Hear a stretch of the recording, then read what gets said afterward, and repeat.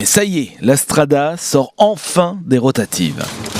Avec ce titre en une, Envers et malgré tout. Envers pour la vague écologique pendant les municipales, malgré tout à cause du coronavirus.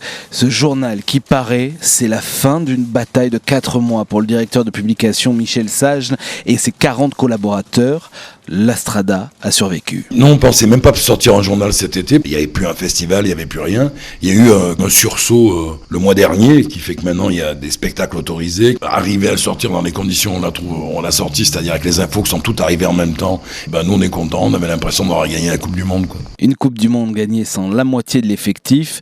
Le journal est amputé de salariés au chômage partiel, comme Evelyne, chargée du développement de la Strada. Ça voulait dire l'arrêt immédiat du journal étant donné que la culture s'arrêtait. Donc ça a été effectivement une période très difficile de réaliser que le journal n'existerait peut-être plus pendant un bon moment. Dès le Covid, pendant plusieurs semaines, comme les théâtres, cinémas, salles de spectacle, ce confinement de la culture reste une aberration pour Michel Sagenes. Ils ont tout coupé d'un coup. Je crois qu'il était plus important de parler de théâtre pendant le Covid que de laisser les grandes surfaces ouvertes, ouais, ça c'est sûr. Une salle de spectacle, c'est une église laïque. On vient pas y vendre Dieu, on vient y vendre de l'humain. Un lien entre les comédiens, les spectateurs et l'auteur, c'est que du lien. La Strada existe toujours, pendant que des théâtres azuréens, eux, sont en train de mourir. Il y a des théâtres qui font 50 places à Nice. Et si on met les normes, il n'y a plus que 10 personnes qui peuvent rentrer dans le théâtre. Je vais pas donner son nom, mais un monsieur assez important à Nice qui aide beaucoup tous les petits théâtres, qui se tape un infarctus en ce moment à cause de ça, il peut plus ouvrir. Il a pété un câble. Et maintenant, quel futur pour notre culture sur la Côte d'Azur ?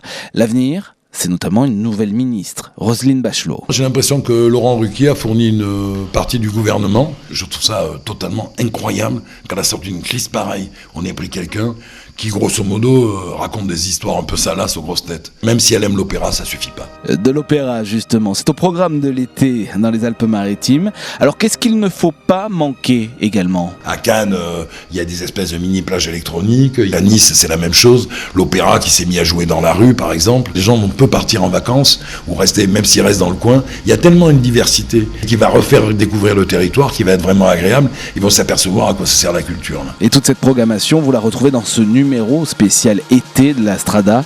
C'est disponible dans tous les lieux culturels de la Côte d'Azur.